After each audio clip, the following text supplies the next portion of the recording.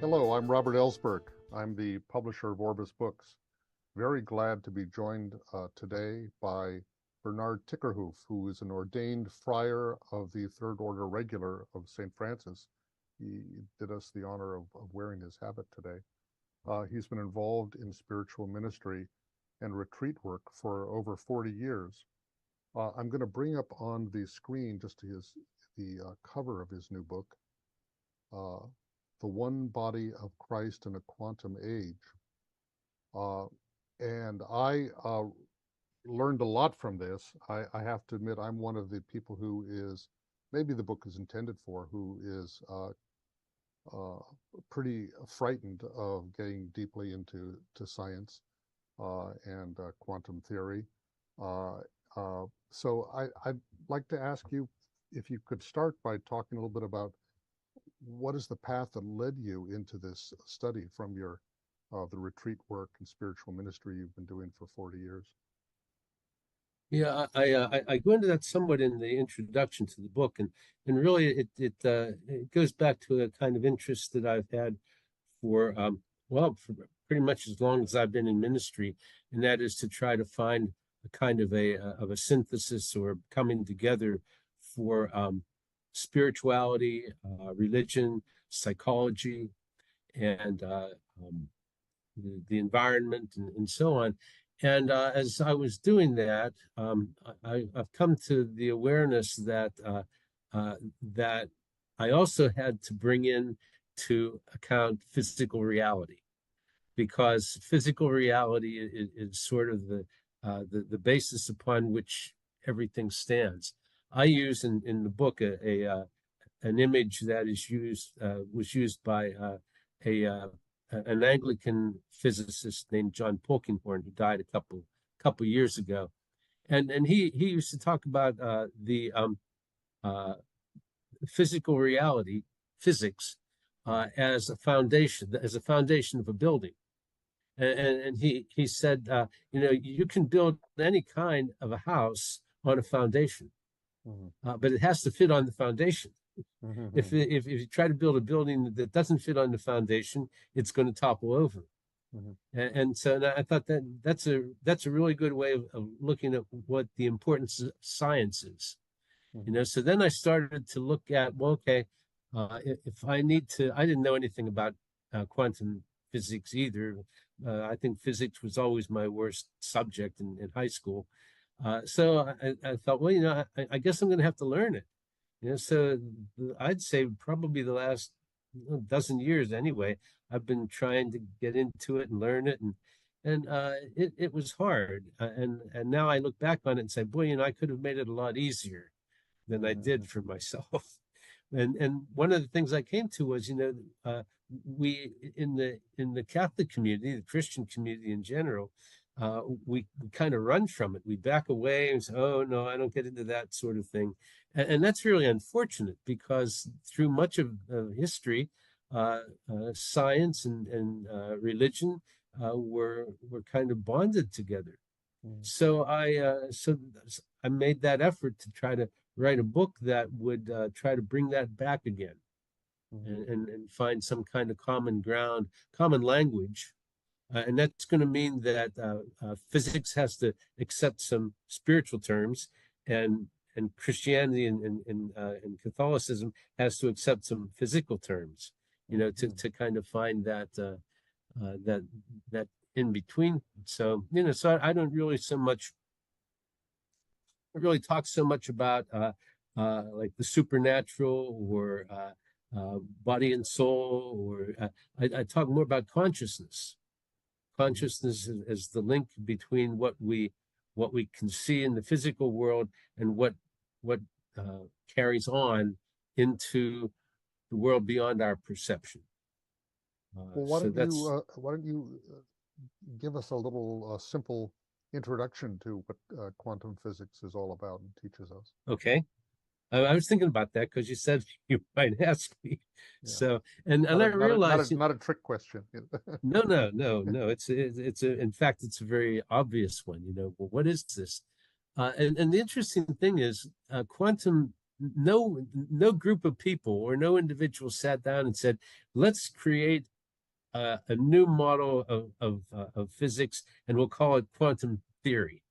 No one did that. What happened was in the latter part of the 19th and early part of the 20th century, there were some breakthroughs in science, and some of them we know very well. Some of Einstein's theories. There were some theories that there was a general controversy between was the light did light travel as a particle, as a thing that you can knock on wood, or did it travel as a wave? And there were theories that, well, maybe it was both, and Einstein I think in 1905 produced the work that he won his Nobel Prize for, and it was on something he called the photoelectric effect. And what it said was that light can be both a particle and a wave, not at the same time, but it can be both. And then people took that and they started to then experiment with that. And what they began to see was that their experiments didn't work with classical Newtonian physics. And particularly Niels Bohr and Werner Heisenberg began to see a whole new way of looking at things, and so they kind of developed what eventually, through the 1920s, became known as quantum theory. And it's just that as we learned more about physics, we had to expand our understanding of what actually that entailed. Mm-hmm. What does it entail? What did it entail? Yes. Well, for one thing, you hear so much about people talking about, is it a wave or is it a particle? And the thing is, in quantum physics, they came to the conclusion that it was both, and that what you found when you did an experiment depended on what you were looking for. If you were wondering if this entity functioned as a particle, it functioned as a particle. If you looked to see if it functioned as a wave, it functioned as a wave. And it was like, whatever I ask it, I get the answer I'm looking for. And I thought, well, what is that? How is that possible? And science said, well, that can't be. You have to get a wrong answer sometime. You do an experiment and it has to come back negative sometime, but it didn't, as long as you were looking for what you knew what you were looking for. And so they put out this idea that that it was I guess Bohr called like the complementarity principle, that they work together. Like if you're looking at a lake, and you dip your hand in the water, you come up and your hand is wet, and it's wet because you picked up a lot of water molecules, but then you see there's a boat goes by and you see this wave coming, and you watch the wave and you see that the wave passes right through the water and maybe moves a little bit, but doesn't really do much with it. And so there's a real difference between a particle that you can hold in your hand and a wave that just sort of passes over you. And quantum theory basically said, no, everything that exists is both a particle and a wave. So we're not just talking about light, but everything. Well, they moved from light into the hard particles of atoms and so on, and generally over that 10-year period, they discovered that that everything had a wave form, and everything had a particle form, and if you wanted to, and it depended on what you were looking for. So if you wanted to see how something moved, you looked at it and you realized it's a wave. Mhm. It moves as a wave. If you wanted to look at where is it, you see particles. Mhm. Because when you look for some entity, something, it becomes a thing. And it was of course no one understood that. And the Mhm. truth of the matter is no one still does. Well, one of the ideas that runs through the whole book that is very striking, one of the implications of all this, is that everything is connected in some way, Yes. and that's a rather different understanding than we had of reality before this kind of theory, right? Yes, yeah, and in quantum theory and really in contemporary physics, we see more and more that that everything is connected with everything else, and that's not just in physics. I mean, you would find the same thing in chemistry, in biology, in anthropology, in astronomy, uh, that we're seeing more and more that it all functions in a systemic universe Mhm. where everything is interacting and coordinating with things. Um, Let's jump ahead a little bit okay, and share with us how does consciousness enter into this picture? and that's see, that's really an interesting thing, you know. I mean, it's all interesting, but when scientists realized that whatever you were looking for, you found, they began to ask the question, well, does that mean that I'm controlling the experiment? Because in scientific method, the scientist stands objectively apart. You set the experiment up so that it runs, and you observe what happens. But if all of a sudden I'm setting the experiment up and it's depending on me to decide what it's going to do, then that means the I'm a conscious. I'm not just an observer. I'm a conscious participant. Mhm. If the universe is connected, then it makes sense that I would be a conscious participant in what I'm doing.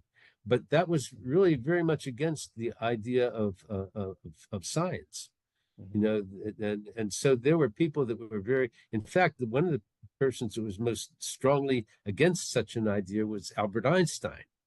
Mhm. And he spent a good number of decades in the latter part of his life trying to disprove certain aspects of quantum theory, and he never could. Mhm. But the idea that the consciousness can is something that can affect everything. Mhm. So when you come to the conclusion that consciousness can affect something that it doesn't even touch, then that raises all kinds of spiritual issues as far as, well, human consciousness. What is my what is my conscious spirit? How is it interacting with the world in which I live? Mhm. How is it interacting with other conscious spirits? How is it interacting with the conscious spirit that we understand God to be? Mhm. Even though we don't understand God, but we understand that's the nature of God is pure consciousness. So how does all that fit together? And so I think the purpose of the latter half of the book really is exploring that issue. Mhm. How is our human consciousness the the pathway into what we would call holiness or transformation or completion? Mhm. And we realize that, and I think a big part of the book is we realize that that our perception of life is very limited and incomplete.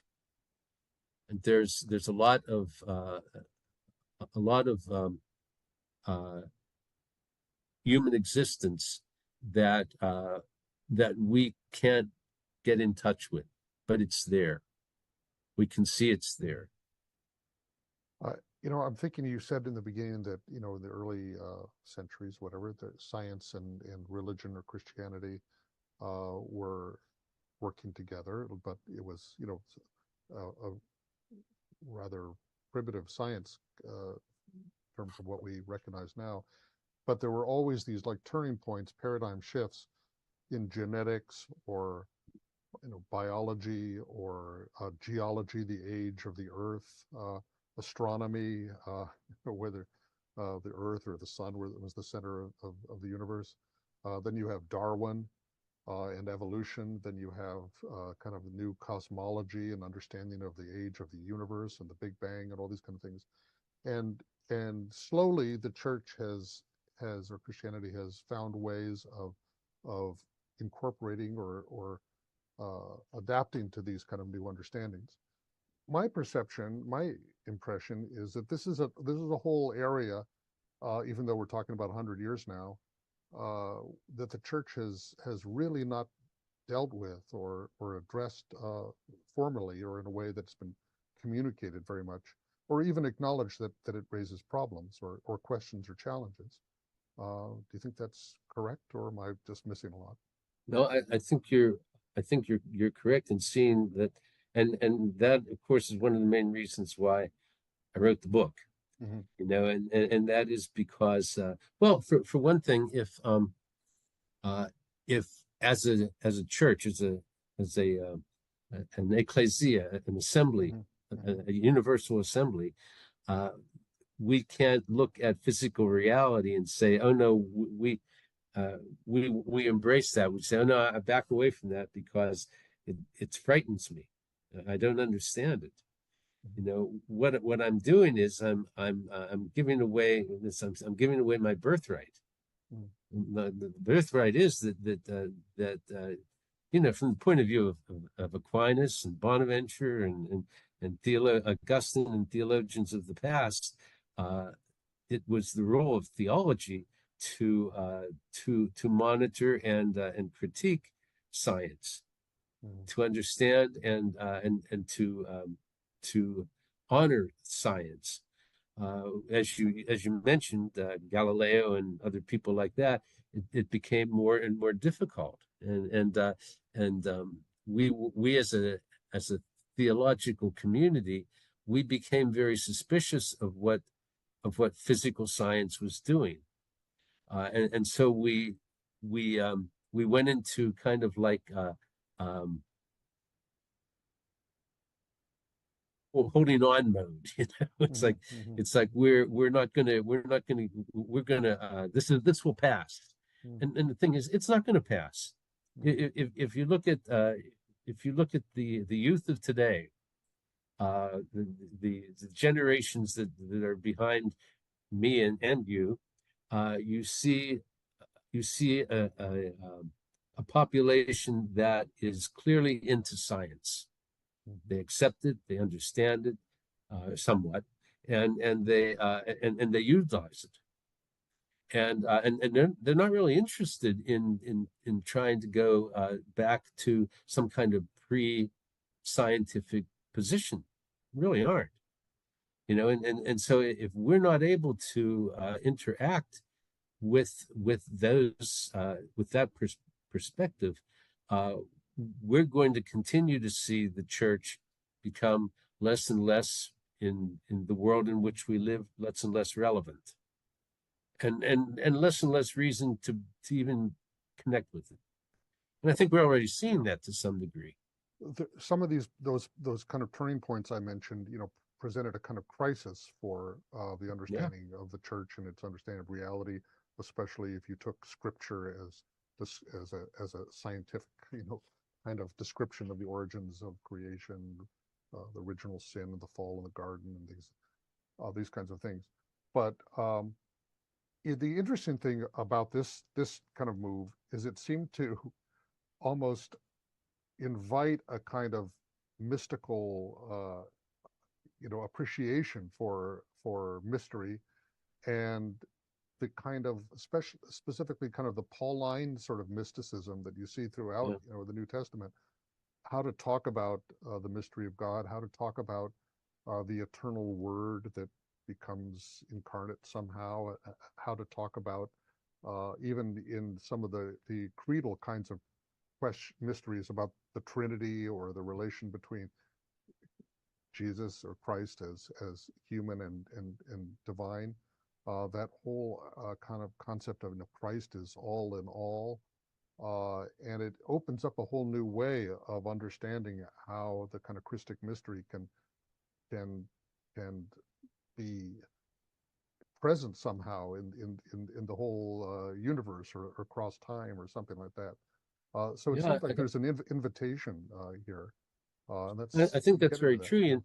And you know what? I wrote a book about 20 years ago called "Paradox: The Path to Transformation in Christ," Mhm. and it's out of print. And so, you know, but I came to understand in that process the importance of paradox. Not and paradox for me is not contradiction. Paradox is holding two things to be totally true at the same time that look to be different. And you know, and when I began to hear about quantum theory, I thought, well, gee, that's about as paradoxical as you can get, you know. And so I thought that's really why I got into pursuing it, because it was matching my own understanding of the spirituality that I was seeing in my life and in the lives of the people that I worked with. And uh, and I really wanted to explore it, but I couldn't find a source in theological books that enabled me to make the connection. You know, like I'd read some books and they'd say, this is what's in quantum theory, and this is what's in spirituality, and you see they go together. And I say, well, yeah, I do see that, but I don't know how. I can't see I didn't they haven't connected the dots, and and I thought, you know, well, really we need a book that tries to connect the dots.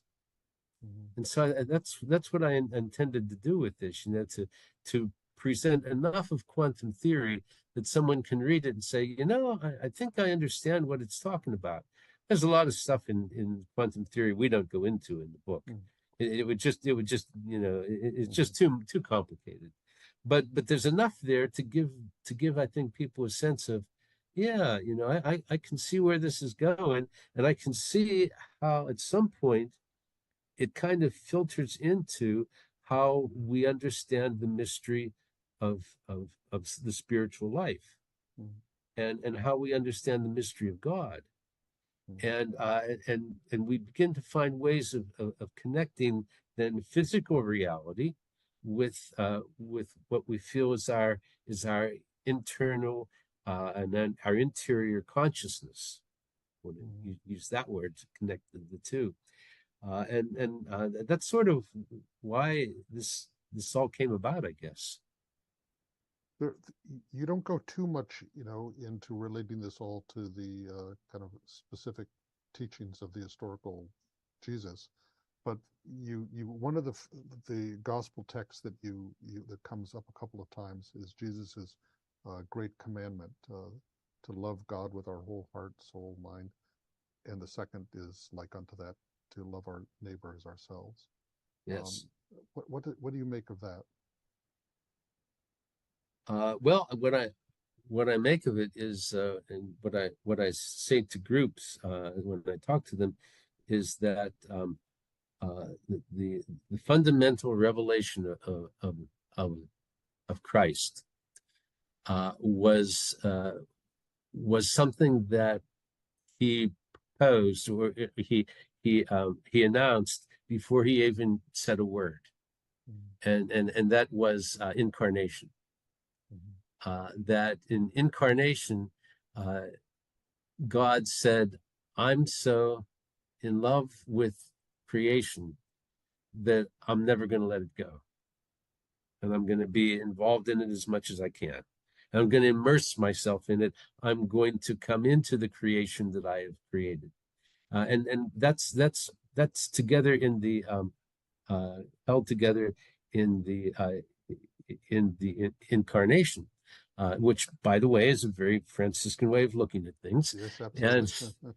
and so you know, so the uh, and and when Jesus says, how are we to embody the incarnation of God in human life? He says, well, there are two ways. There's the way of loving the Lord your God with your whole heart, soul, mind, and strength, and the second is like it, loving your neighbor as yourself. That's how we embody incarnation. Mhm. We embody it by those two great commandments. And so, my understanding is that every moment of our lives, God is continuously um, uh, erupting in our lives and saying, uh, "I love you, and I'm offering you my love, and I'd really like it if you could return it. Mhm. I'm not Mhm. going to force you to, but I'd really like it if you did." And some people say, well, no, I'm too busy. No, I don't get into that. No, see me later about that. And God says, that's okay. I'll be back. Oh, I'm back. Let Mhm. me offer it to you again. And so Mhm. every moment that this is happening, at some point when we say, yeah, I want to return that love. I want to give that love back to the one who has gifted me with it. Mhm. Uh, I have I have several options. The one way is gratitude, and that's what we call loving the Lord your God with your whole heart, soul, mind, and strength. And the other way is passing it on, giving it out, and making it and revealing to people around me the friend who has given it to me. Mhm. And that, of course, is the second commandment, to love your neighbor as yourself. And that really sums up, I think, a lot of what uh, spirituality is. I think that's the real heart of it. That I can find that in consciousness, and that is a those are actions of consciousness. I cannot unconsciously uh, return the love of God. Well, let me ask maybe one more question, Mhm. because to a certain extent, a lot of the book is uh, addressing a Christian or a spiritual kind of seeking audience with the insights of quantum theory. But let's turn to maybe addressing science or the scientific community. And within an older Enlightenment kind of vision of God and science, there was maybe that God as the sort of watchmaker who set these kind of laws and motions and then sat back and let everything kind of work itself out. Um, how would you talk to scientists about an understanding of God in relation to quantum physics and quantum theory?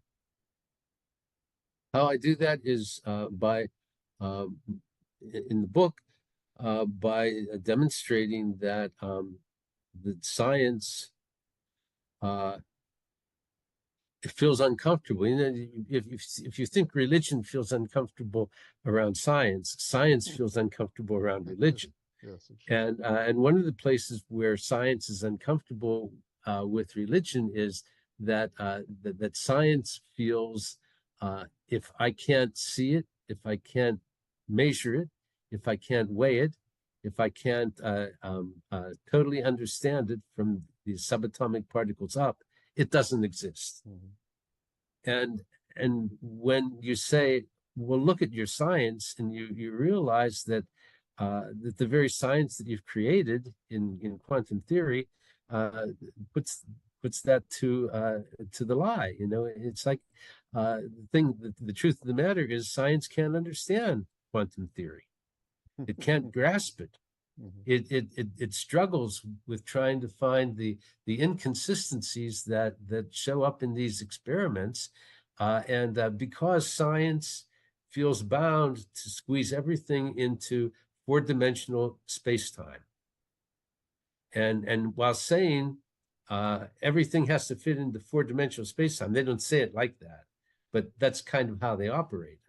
That everything has to fit into four-dimensional space-time, and all those things out there that don't, well, we just haven't figured out yet. But sooner or later, we'll put them all into protons and neutrons and electrons and molecules, you know, because it's got to fit into three spatial dimensions and one time dimension. And the truth of the matter is, it doesn't. And it becomes very clear that it doesn't.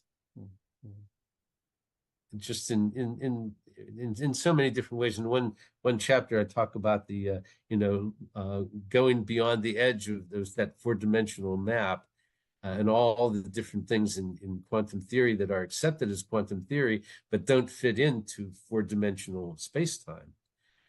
And that's hard for some scientists to deal with.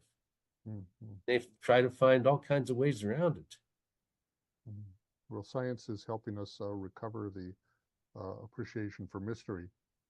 Yes. And just as science has difficulty, as you said, with things that don't fit into these kind of neat categories, so has the church and theology has also been uncomfortable sometimes with ambiguity and mystery and of different kind, and things that don't fit into our kind of consciousness.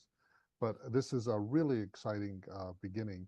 We've only just touched the surface, and not to give everything away that people will learn when they read your book. I hope they will. It's called, again, The One Body of Christ in a Quantum Age. I'm here with Father Bernard Tickerhoof. I'm very grateful for doing this book with Orbis, and well, I'm grateful for your talking to me today. Yeah, very good. Thank you. I appreciate it. Okay, thank you.